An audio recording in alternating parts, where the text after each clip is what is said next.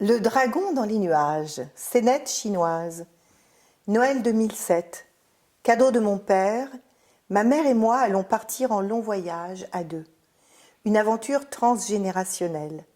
Nous choisissons immédiatement. Ce sera une escapade en Chine. Réponse inattendue à un rêve d'adolescente devenue mère, de retrouver un peu de son enfance, un peu d'elle-même, dans la pyramide des âges et la lignée féminine. Car la Chine est pour nous une histoire de famille.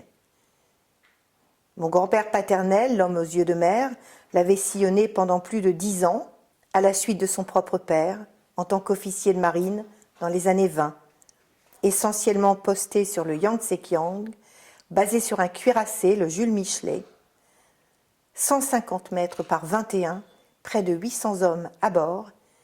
C'est un monstre, une ville sur l'eau. Qu'est-ce que tu ressens quand tu relis ces mots?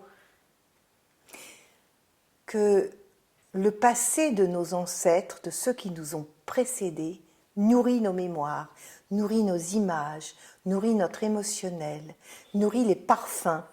Et en retraversant cet itinéraire de mon propre grand-père en Chine pendant 3 semaines, j'ai pu me reconnecter à tout ce qui vibrait en moi, transmis par les mots ou pas, transmis parfois par des cartes postales, des images.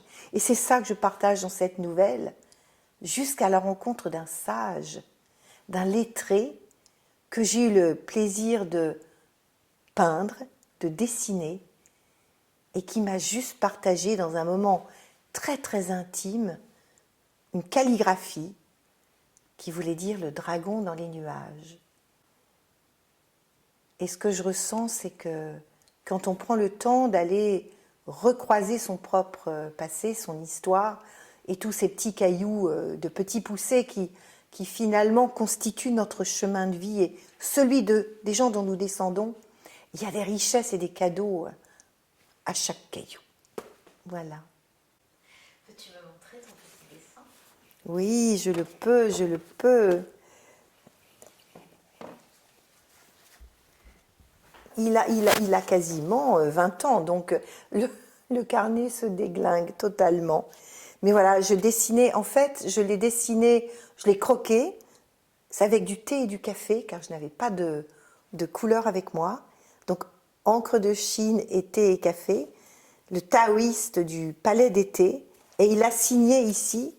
En fait, c'est ce que je raconte dans la nouvelle, il m'a juste... Quand il a vu qu'au lieu de le prendre en photo, je le peignais, et il a signé comme ça. Et quand j'ai demandé à la jeune femme qui nous guidait, parce qu'en Chine on est toujours accompagné, elle m'a dit, il a signé, c'est son nom, le dragon dans les nuages.